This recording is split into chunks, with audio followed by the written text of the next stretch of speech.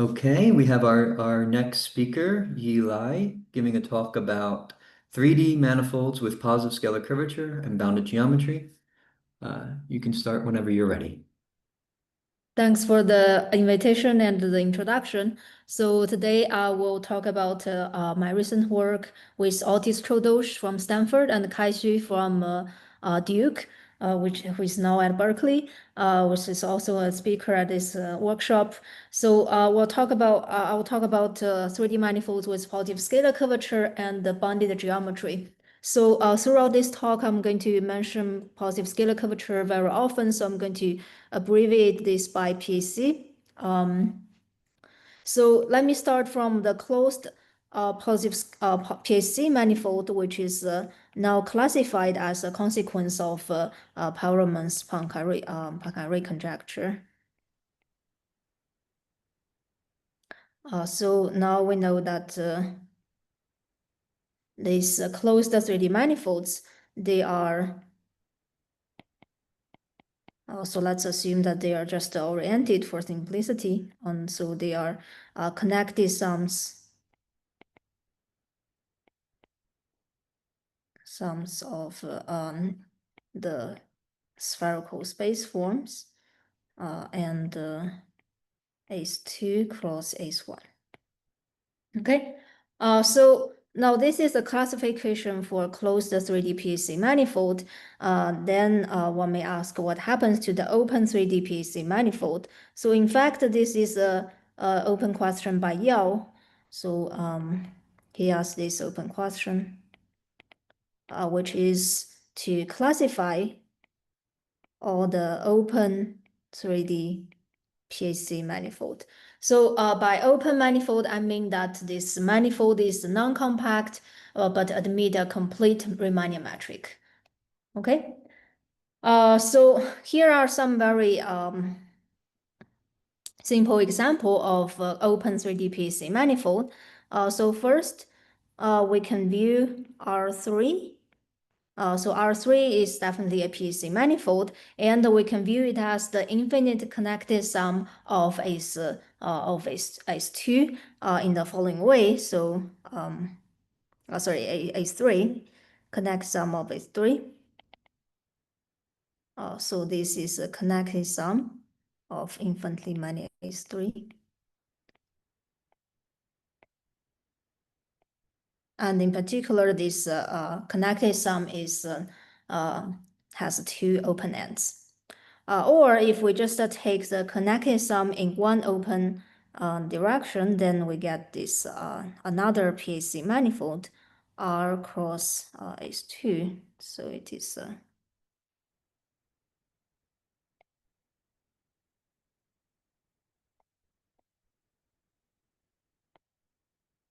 okay. So in fact, we can take any connected sums of S3 quotient gamma and S2 cross S1 and get a PAC manifold. And just so this is by Gromov and Lawson. So I want to mention that a subconjecture of Yale's open question is the following. So a subconjecture.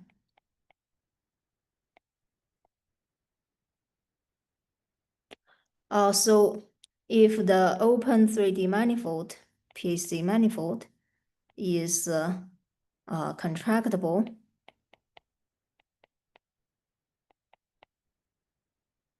and then the subconjecture says that it must be R3.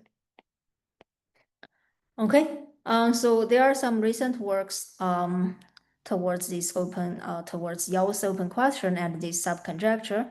And so let me mention a few. So first, Gen 1 showed that if the 3D contractible manifold is has genus 1, then it does not admit PAC.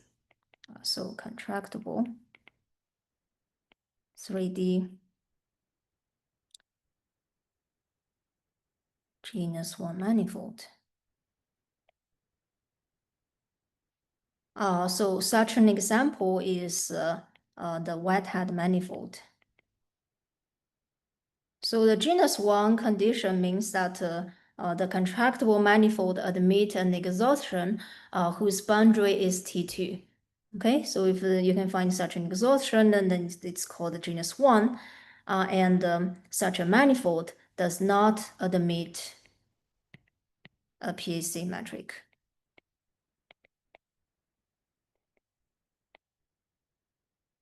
So whenever I see PAC metric, I assume that it is complete. Okay. And another work, which is by Becerra, Benson, and Mallet, proved that Yale's open question classified all the open manifolds under the following conditions. Sorry, Benson.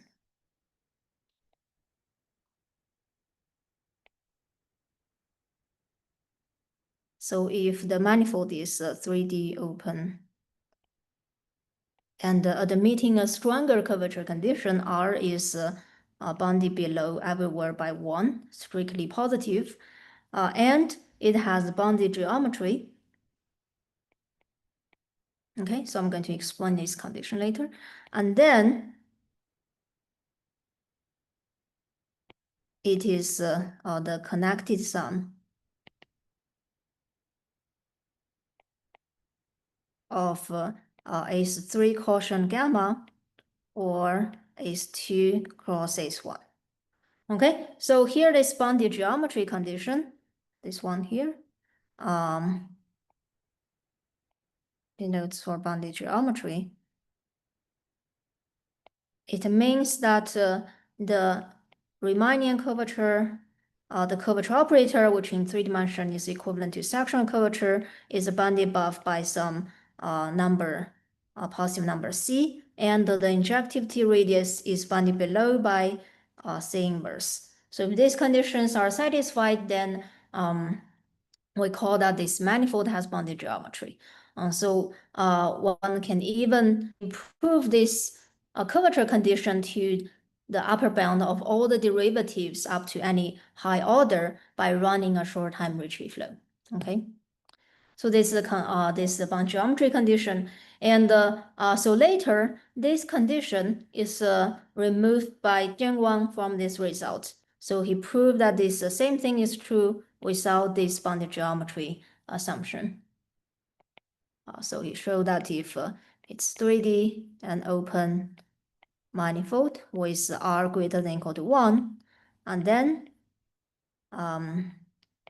it's still connected sums of S3 quotient gamma and S2 cross S1. Okay, so the method of Becerra, Benson, and Mallet is using the Ricci flow, and Zheng Wang's method is using the minimal surface. And that's why he gets rid of the bound geometry condition. So now let me state our first theorem. We prove the subconjecture under the bounded geometry condition. So that's our theorem A.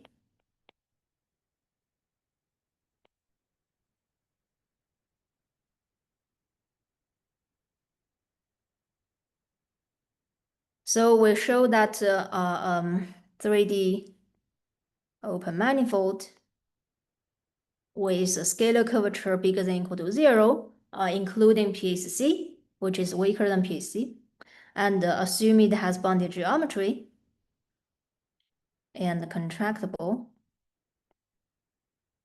and then it must be R3.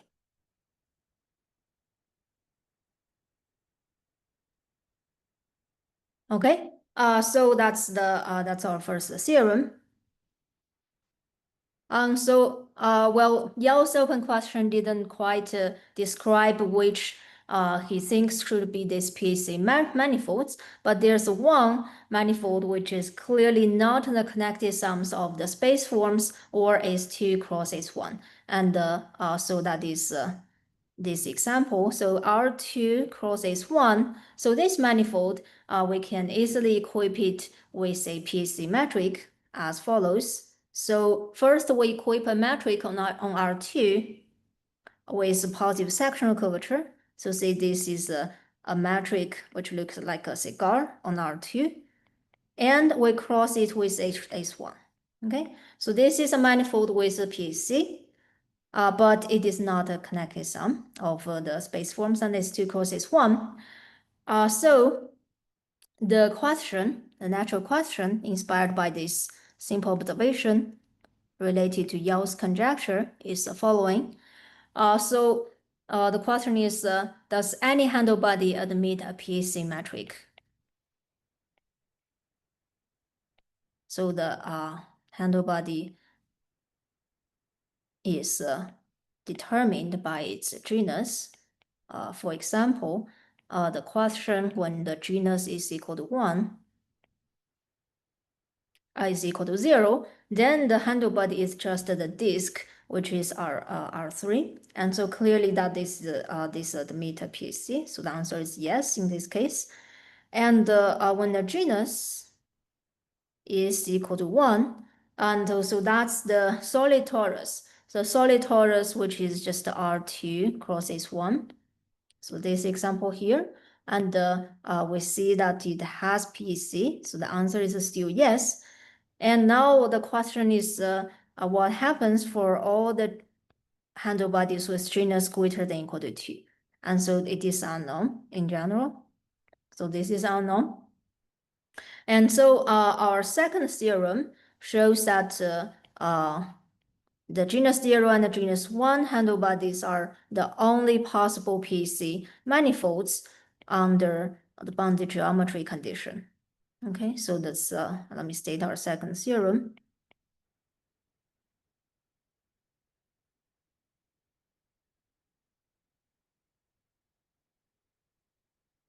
So this is also with Otis and Kai. So we show that if M3G is a handlebody is diffeomorphic to a handlebody which admits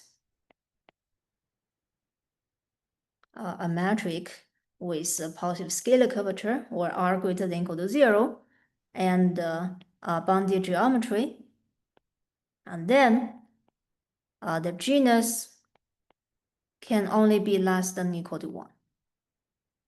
Okay, so that's our second theorem. So in the following, I'm going to talk about first the main tool that we use to prove both of these theorems. So that is the inverse mean curvature flow.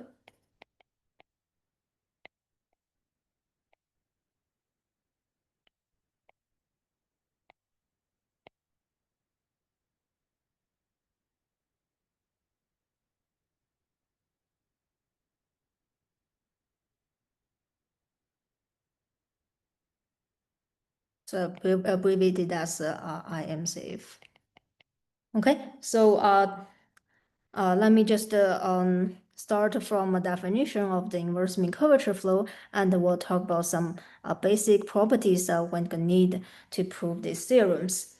So first, let's start with the definition of a smooth inverse mean curvature flow, and we'll generalize it to the weak sense.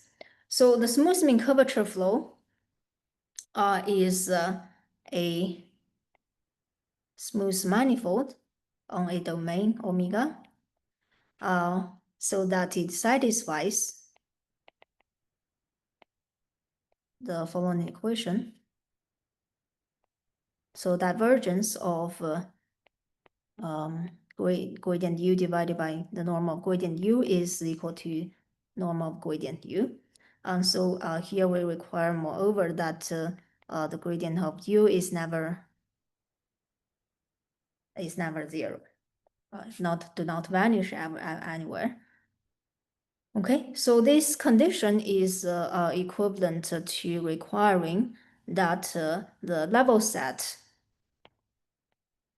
So the level set, we define it to be ET, which is where u is ux, all the x where ux is less than t. So this is a sub-level set of the function u, and the definition is equivalent to that this level set the boundary of this level set, which is a flow of hypersurface, it solves the following equation. So partial ET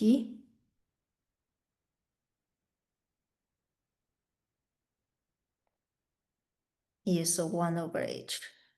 So that's why this is called the inverse mean curvature flow, because the right-hand side is given by 1 over h. So this is level set flow. And so by this, it is not hard to see that we have that the following evolution equation for the area. So the derivative of the area of the level set is equal to itself. And so if we integrate this in the time direction, and then it is going to be this one, e to the t minus s times partial es. Okay, so this is how the area of an inverse mean curvature flow evolves in time. Okay, so this is for a smooth inverse mean curvature flow, and then Huisken and Umanen generalized this to the wake notion. So this is by Huisken and Umanen. So this only requires the function u to be locally Lipschitz on the domain omega, and it is said to be an inverse mean curvature flow, or solves the weak inverse mean curvature flow equation if any level set of u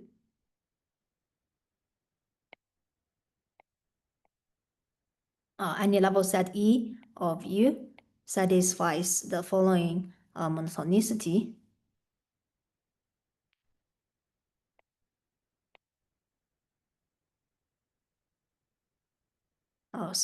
Satisfies the following. So first, let us define the energy. So the energy functional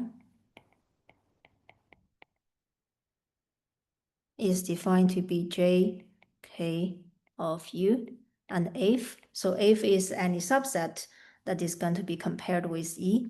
And so this is the area of a partial if intersect K. So K is any compact subset.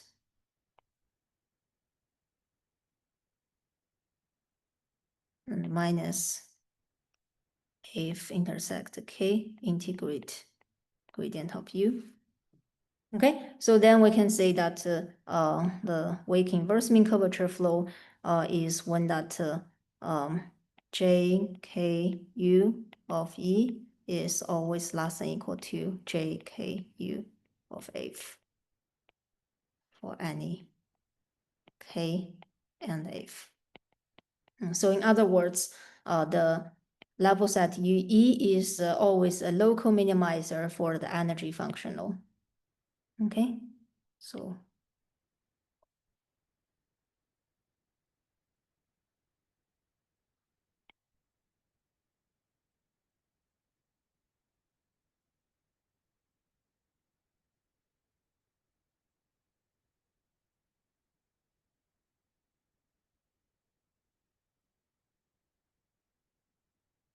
Okay. So why we would choose the energy functional in this way is because if we assume that this flow is smooth, so assume this function is smooth, then this condition. So first we can write this inequality as follows. So this is equivalent to using the definition. This energy inequality is equivalent to the following.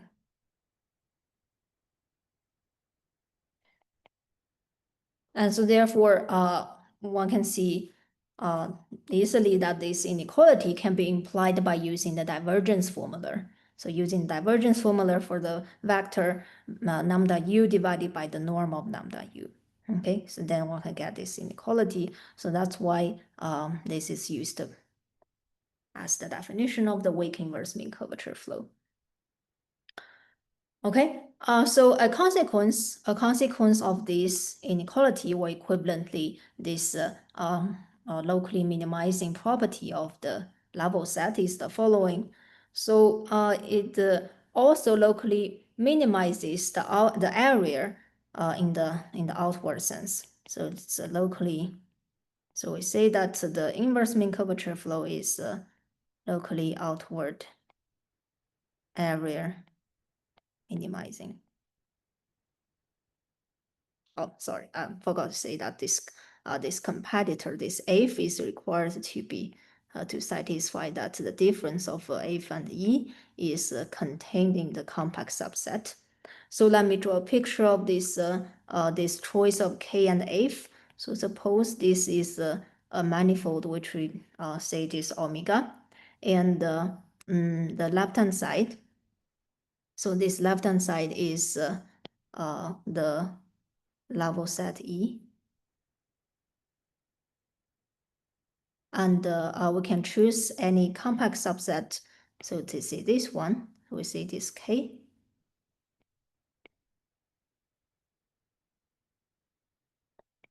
And the competitor F, which satisfies this condition, is this. So we can make this to be the boundary of F. So this curve together with this one is the boundary of level set of F. So F is the inside of this curve. Okay, and then the difference of F and E is this part and this part, and so therefore it is contained in the compact subset K. Okay, so now let's come to the property of area minimizing. So in this case, we choose this competitor F so that it contains the level set E. Okay, so E is contained inside of F, and then this inequality is going to give us that partial F intersect K minus partial E intersect K is equal to F minus E. So this is now the difference of F and E intersect K integrate lambda U.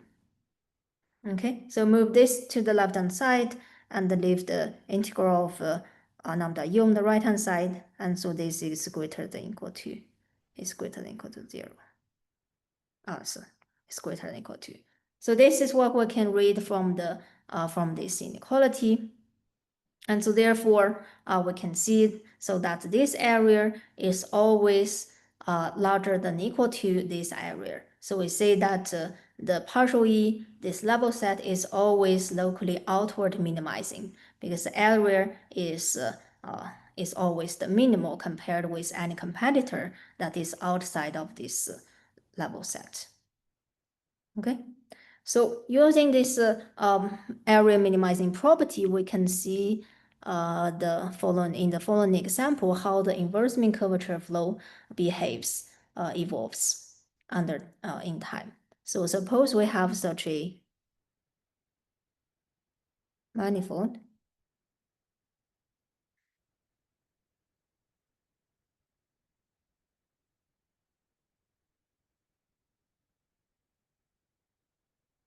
Okay, and so we start an inverse mean curvature flow with a very small initial subset. So say this is the level set T E0.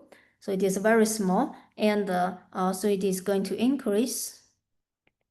And so this is the level set when T is equal to capital T. And then we notice that in this special manifold, here is a circle, and here's another circle with the same length as the length of this level set. And now as a consequence of this observation, So we can choose this E to be ET and F to be the interior of this second circle. Okay, so F is the interior of this circle. And then this inequality tells us that this integral has to be 0 between this E and between this F. So this on between this region, in the blue region, the integral has to be 0. Okay, so gradient U is always 0 on this region, which means that U is a constant. Okay, so U is a constant, and since on the left-hand side it is equal to T, and so on the right-hand side and up to the right-hand side, it is always equal to T. Okay, so then if we look at the level set, then the level set will jump from here, from the first circle to the second circle. Okay, so it's not jump to here, but the level set is going to jump to the outermost circle with the same length. Okay, so in fact, we can roughly say that the inverse mean curvature flow is so first, it is the 1 over h flow when it is smooth. And the lambda u is not 0. And if not, then what it does is that it jumps to the outermost minimizing hull, as the following example shows.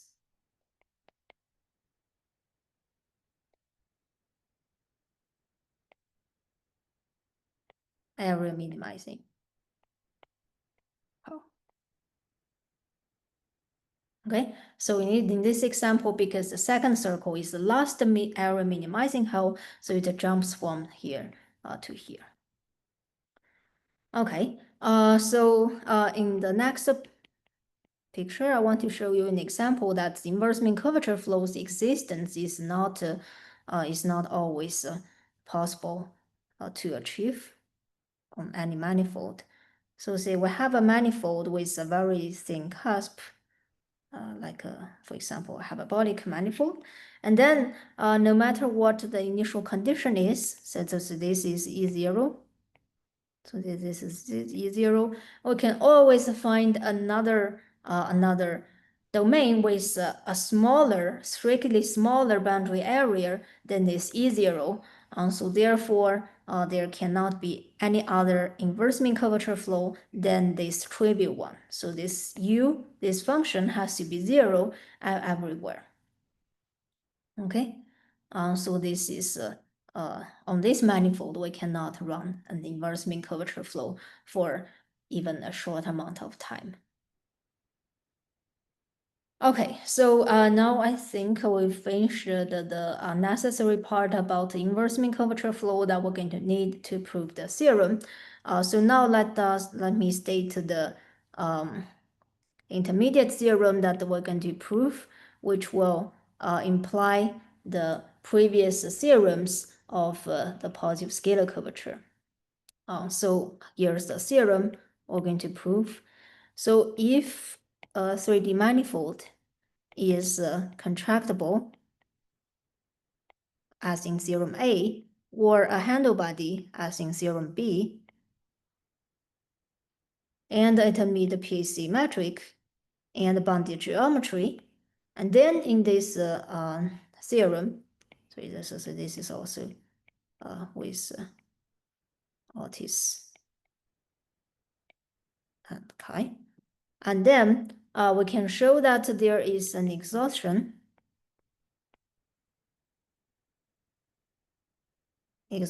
sequence of omega 1 containing omega 2 is tetrol omega L, so that every domain, the boundary is equal to S2 or T2. Okay, and so here is the remark. So if we find such an exhaustion, and then by some argument, which is not too hard, and then we can show that it implies theorem A and theorem B. Okay, so now we can reduce the proof of theorem A and B to finding this exhaustion sequence by S2 or T2. Okay. So now let us focus now on proving this theorem. Okay.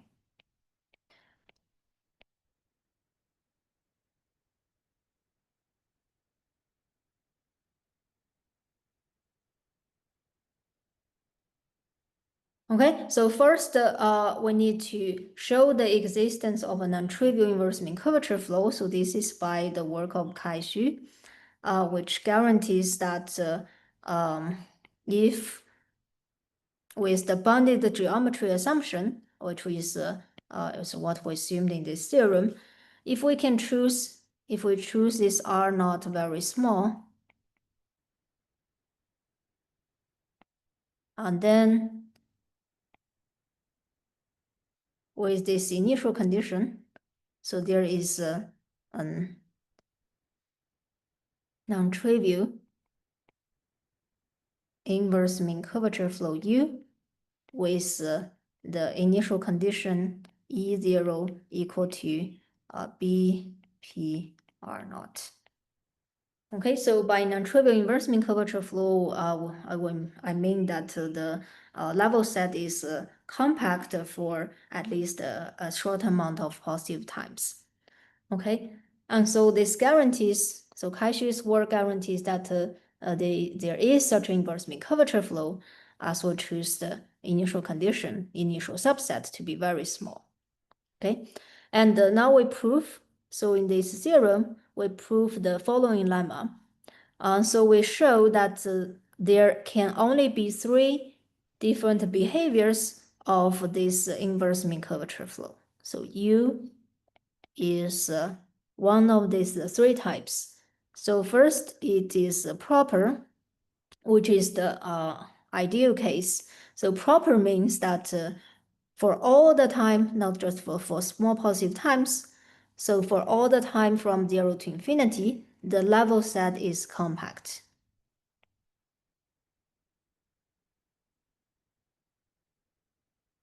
Okay, so that's the simplest case. And the second case is we call it sweeping. So we call it sweeping. So the sweeping case means that there's some time capital T, which is greater than 0. So for all the time smaller than capital T, the level set is compact. So ET is compact for any T less than capital T. And when T converges to capital T, these level sets form an exhaustion of the manifold. Okay, and so equivalently, we have that ET, capital T, when the time reaches capital T, then it is the entire manifold. So under the last case is, we call it escaping. So escaping means that again, it is not proper, so the level set is not always compact, but there is also some time capital T, so that E capital T is still compact, but for any time greater than T, the level set is going to be the entire manifold. So which means that U is equal to T on outside of this, the last compact subset, the last compact level set. Okay, so we can show that this is 3 possible cases for an inverse mean curvature flow on a manifold with bounded geometry. Okay. With one end. Okay, so now let's skip the proof of this theorem, but look at each case and to see how do we find the exhaustion sequence by T2 and or S2. Okay, so proof of this lemma, let's skip it. And so now let's first look at the proper case, which is the easiest case.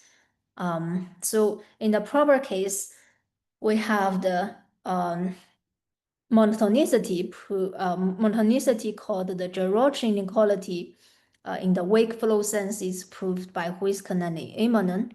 So let me write down the Geroch inequality.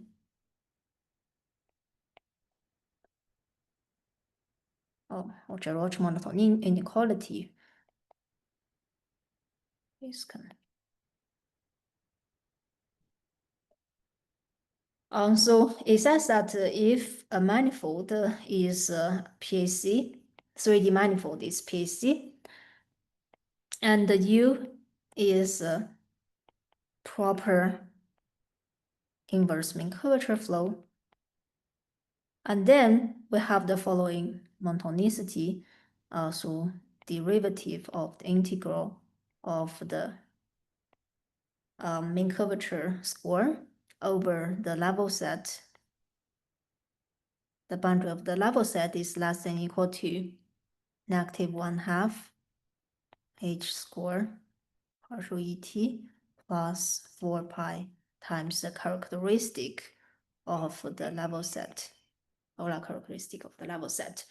Okay, so because this number is always non-negative, so that means this quantity, this integral of h square, is always non-increasing, but we know that this is always non-negative. So this is always bounded below by 0 and keep decreasing.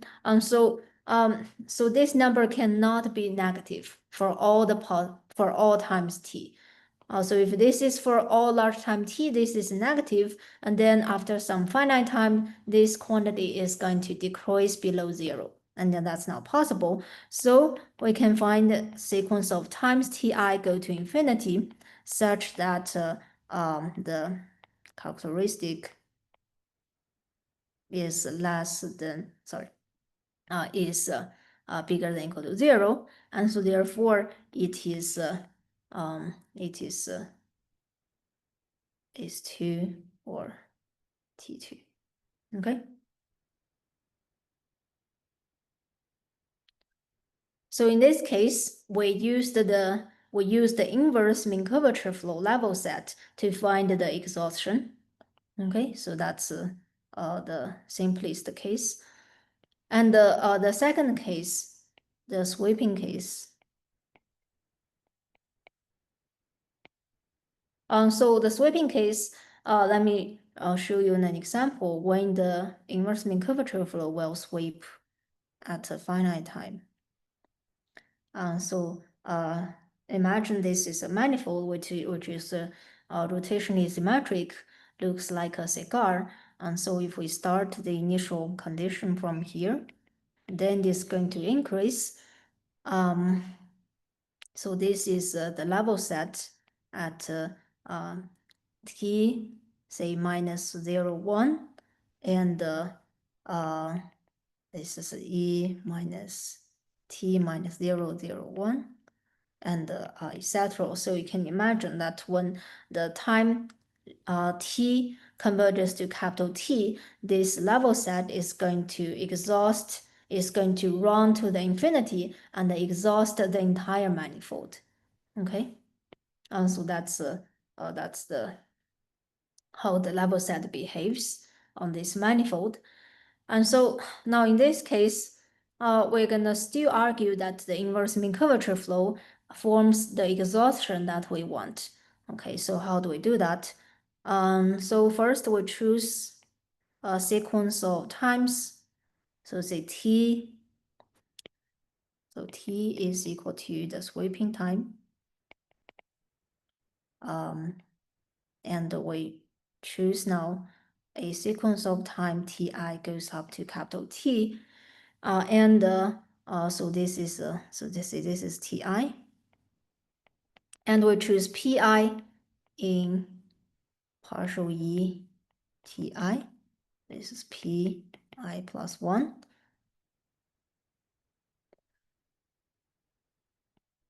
And then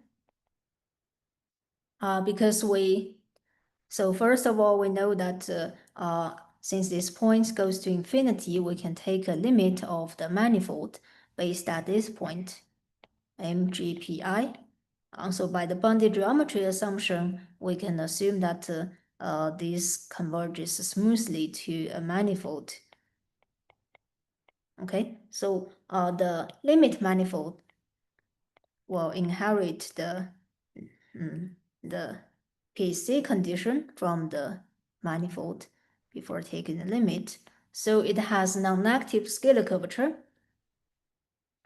And also, we can see that the partial ETI, so this level set, so we'll say that it is almost area minimizing.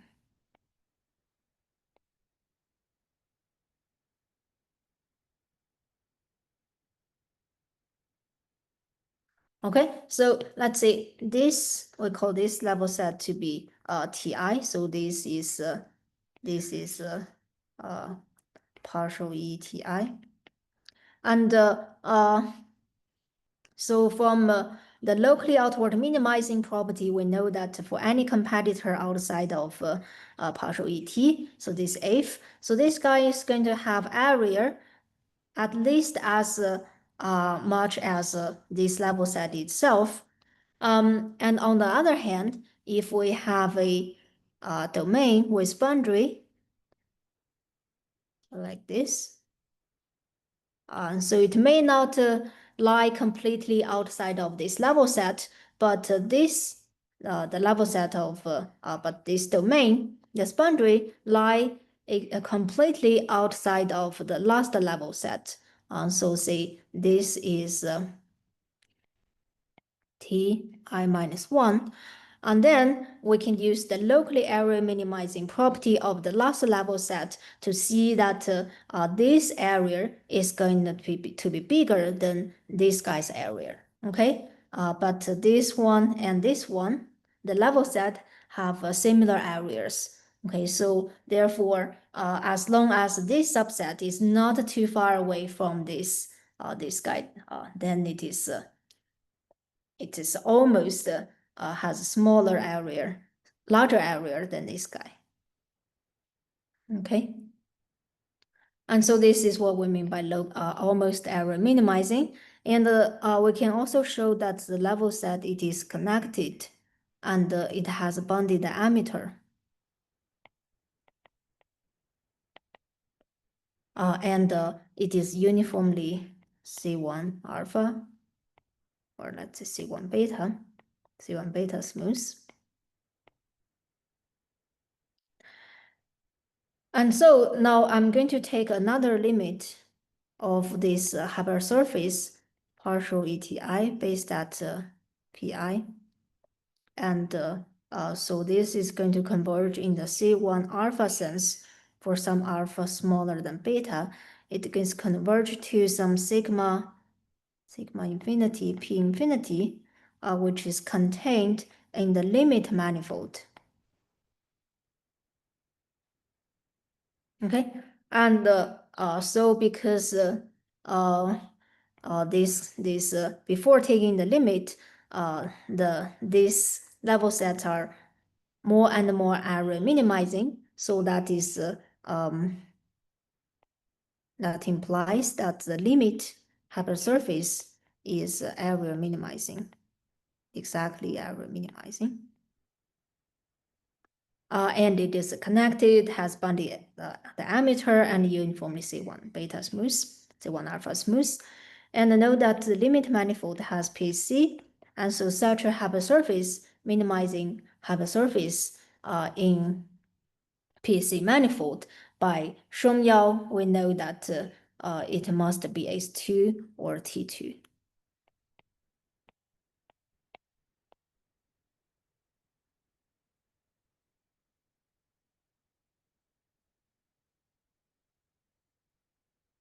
Okay, so therefore, for any large I, this level set is either S2 or T2. And so therefore, we proved that the level set of this inverse mean curvature flow still forms an exhaustion of S2 or T2, just as in the proper case. Okay, so that's how we get the exhaustion in the second case, the sweeping case. And the last case, which is the most difficult case, is so we call this escaping. The inverse mean curvature flow instantly escape from a finite time, from a compact set to the infinity. Okay, so this could happen in the following manifold.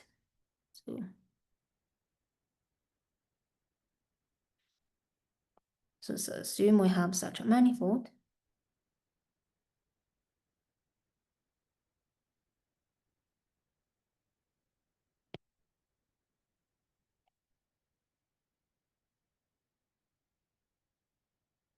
Okay, so it's better.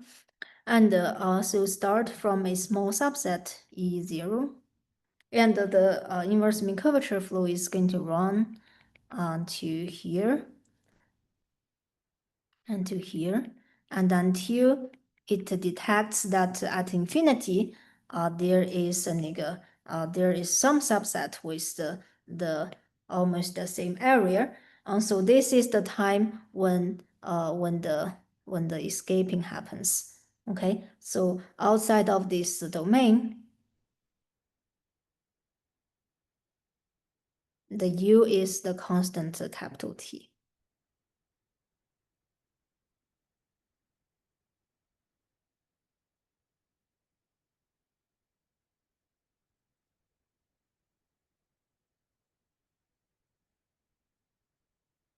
So in this rotationally symmetric example, we can say that the diameter of the geodesic ball at infinity is equal to the diameter of the level set at the escaping time.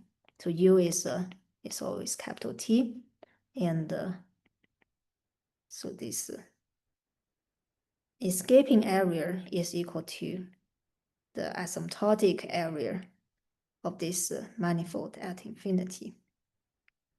Okay, so in this rotation symmetric example, it is easy to describe what we mean by the asymptotic area. So, well, we can just take the geodesic ball and let the radius and let it go to infinity. And in the general case, when it is not rotation symmetric, we can prove similar things in the following lemma. So we show that there is, so first we find the following exhaustion. There is an exhaustion by omega k, so that the area of the omega k converges to the escaping area. So the escaping area is the area of the level set at the escaping time. Okay, so we're going to also skip the proof of this lemma, but let me mention that this is mainly relies on Kaishi's inverse mean curvature, a maximal inverse mean curvature flow.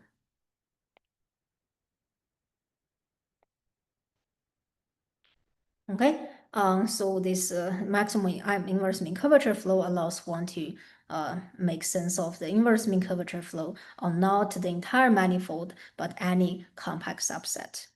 Okay, so let's skip the proof. So using this lemma, we can now prove we can prove the following thing. So now let's continue our proof to find a better exhaustion sequence. Okay, so in this lemma, we find an exhaustion, but it is not clear so far whether it satisfies all our purposes. So we want to show that there is S2 or T2 on the boundary. So now what we do next is we consider the inverse mean curvature flow U tilde on a perturbed metric. So now how do we define the perturbed metric? So now let us choose an omega k.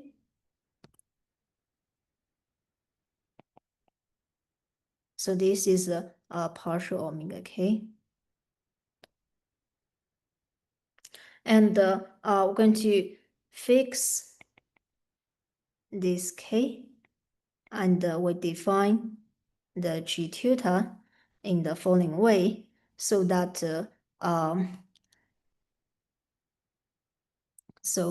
G,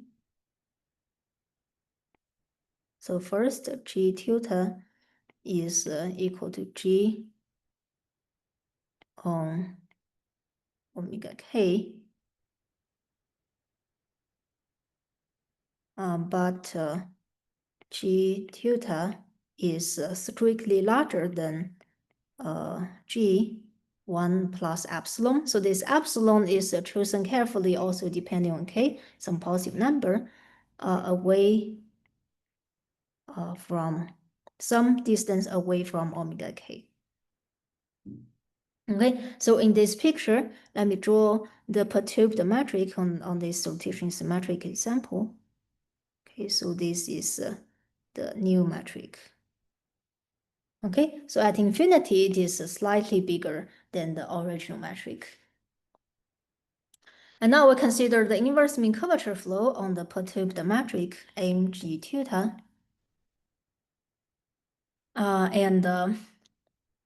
So we can show that for some time t, which is only slightly larger than t, so we choose this t in a careful way so that it satisfies the following. So first, the new inverse mean curvature flow, so this new u tilde, so this partial E T U tilde, this new level set, it will not jump to the region where G tilde is equal to 1 plus epsilon G. So it won't jump to this region. G tilde is 1 plus epsilon G. So why this is true? Because if the jump, if the level set jumps from the compact region to this region here, so this is where the G tilde is 1 plus epsilon G, and so then it is going to have a strictly larger area than the escaping area, so that the area is too large. So otherwise, the area is too large, because the metric here is much larger. It's strictly larger than before. And on the other hand, it also will not stay within the omega K. So E T. So this level set won't stay within omega K. So this is because we know that by the lemma we have that this is bigger than partial fk. But by the locally outward minimizing property, this is a contradiction. So E T U tilde is locally outward minimizing. So now combining these 2 points together, so it says that the level set will not jump to this region, and at the same time, it will not stay within the omega k. So it has to be somewhere in between. Okay, so this is this level set. Okay, so now we can let k converge to infinity, and note that this level set, this u tilde, and also this t is depending on k, and then these level sets form an exhaustion with a bounded area with the following good properties. So first they have a bounded diameter, and they are uniformly C1 alpha smooth, and also they are almost error minimizing, just as in the second case. Okay, so we can, again, as in the second case, in the sweeping case, take a smooth limit of these level sets, and so they're going to converge to a minimizing surface in a manifold with non-negative scalar curvature. So they have to be either S2 or T2. Okay, so that's the last case, and which also finds the desired exhaustion as we stated in this theorem. Okay, so I want to finish the talk here. Thank you very much for your attention.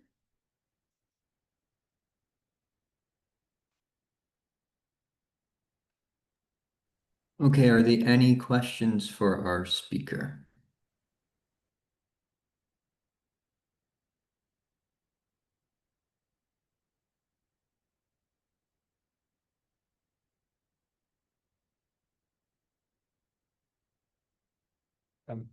I have a question. Mhm. So from this exhaustion, how can you conclude, for example, like in your first theorem, how can you conclude that then you have to be R3?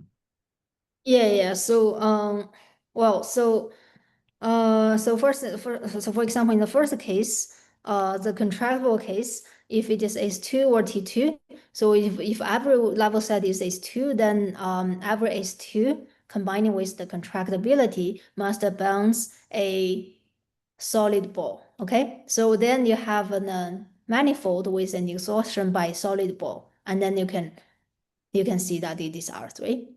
Okay, so otherwise you can assume every level set is T2.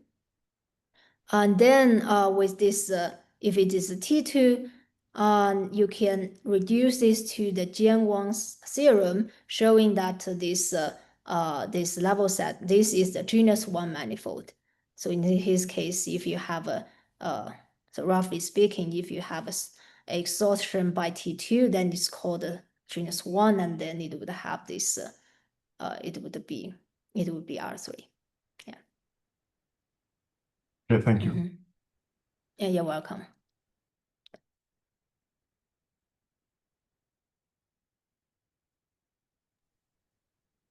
Are there any other questions for our speaker?